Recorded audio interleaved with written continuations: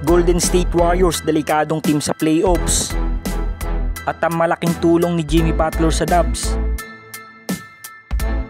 So para nga sa una nga nating balita sa naging impresibong panalo kahapon ng Golden State Warriors laban sa Sacramento Kings sa score na 132-108. Total team effort nga ay pinakita ng Dubs at 5 players nga din ang nagkaroon sa kanila ng double digit scoring.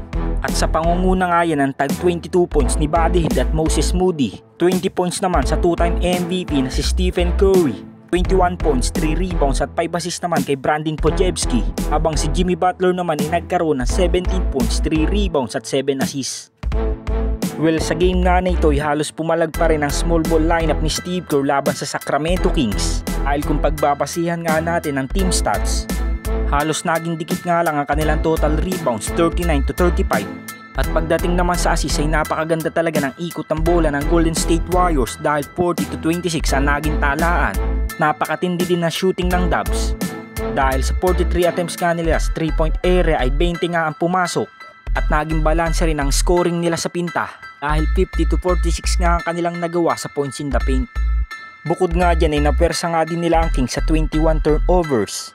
At dahil nga yan sa napakatindi nilang depensa kay DeMar DeRozan at Zach LaVine. So ngayong nakuha nga ng Warriors ang panalo sa game na ito, sila ngayon ay may 4 na magkakasunod na panalo sa loob ng 5 games. Nasa number 9 spot na nga din sila ng buong Western Conference. At 3 games na nga lang ang kanilang pagitan ng Dallas Mavericks sa number 7 spot upang tuluyan na nga silang makadikit sa top 6 ng West. At dahil may 4 na magkakasunod na panalo ang Golden State Warriors sa loob ng 5 games, ang napakalaking dahilan nga dito ay si Jimmy Butler, na kung saan sa bawat game nga nila ay nag-a-average ito ng 21 points. Kitang-kita nga din ang maganda niyang compliment sa 2-time MVP na si Stephen Curry. Dahil sa tuwing umaatake nga ito sa pinta, lumalawak ang spacing by step sa 3-point area.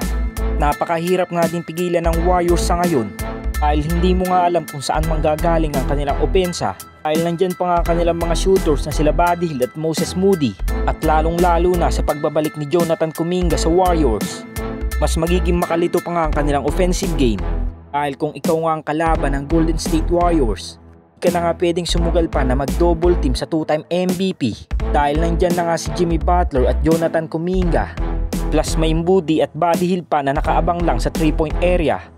Kung magkakaroon man sila ng struggle sa shooting, pwede nga nilang atakihin ang pinta katulad ng ginagawa ni Jimmy Butler.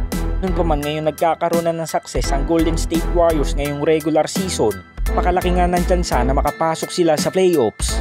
Dahil napakalaki nga ng pagbabago ng kanilang team since nang dumating ang former All-Star na si Jimmy Butler sa team ng Golden State Warriors.